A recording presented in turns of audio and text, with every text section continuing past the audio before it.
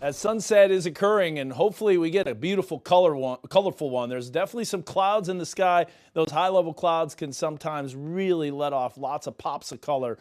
And we'll see by the end of this newscast what it looks like. Maybe a little bit of clearing looking at our PG Telco WeatherBug network camera. The sun about to drop below the cloud line, and when that happens, the bottoms of these high clouds should light up. Here's our Posey Mountain WeatherBug network camera. We're not looking quite due west. We'll have to switch that camera and shift it just a little bit. But nevertheless, we got temperatures that are not too bad outside, upper 70s, lower 80s. Now that cloud cover moved in this afternoon and evening, but before that happened, we hit pretty close to 90. And we also got a little more tinge of humidity. In fact, look at this.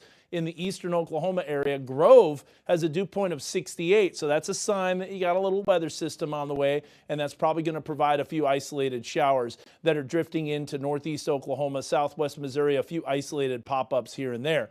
Zooming in a little closer, it's very isolated, like I said, but in northeastern sections of McDonald County and Berry County, that's a little bit of isolated activity. Again, those showers about to move in around 8:15, 8:30-ish on the I-49 corridor if it really does happen, and it might fall apart just completely. But nevertheless, a little bit of a system coming through. You can see the upper level spin. Now, why is that sunset? Why could it be so beautiful? You can see the high clouds, how they're clearing just west of, just east of I-35 to our west. And as that weather system moves through, the sun sets, those high clouds are clearing out, maybe a nice sunset tonight. Still a chance of a few storms, though, throughout the rest of our evening and into the morning hours. And you'll see that on the future track as we put this into motion. There's that rain coming through, and we accounted for that.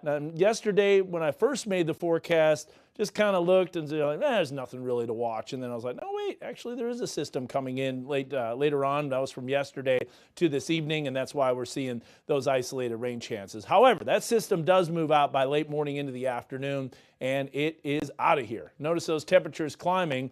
As you'll see, River Valley will be even hotter, but there's a little bit of rain chances. I don't have a 20% on Friday, but there still is just a tinge of that northwest flow. There you see the mid-90s across the area. So real quick, future track for Saturday. If you're doing any traveling, no rain at all. Don't have to worry about that. Kickoff, though, going to be pretty toasty. So if you're in the Grove doing some tailgating, you know, in enemy territory, of course, it should be pretty nice. But look at the rain and the clouds that start to return, and that's going to allow for temperatures to start dropping off. Hot weather expected as we go into our rest of the week and the weekend, and you'll see that here on that 7-day forecast. We're hitting lower to middle 90s. Boy, a lot of 90s on the screen here, and you'll see the mid-90s as well. Speaking of 90s, Belle Biv DeVoe, or no, excuse me, not Belle Biv, but Boys to Men. That's another one of the group. That's a Poison. That's what the 7-day is. Temperatures in the mid to upper 90s.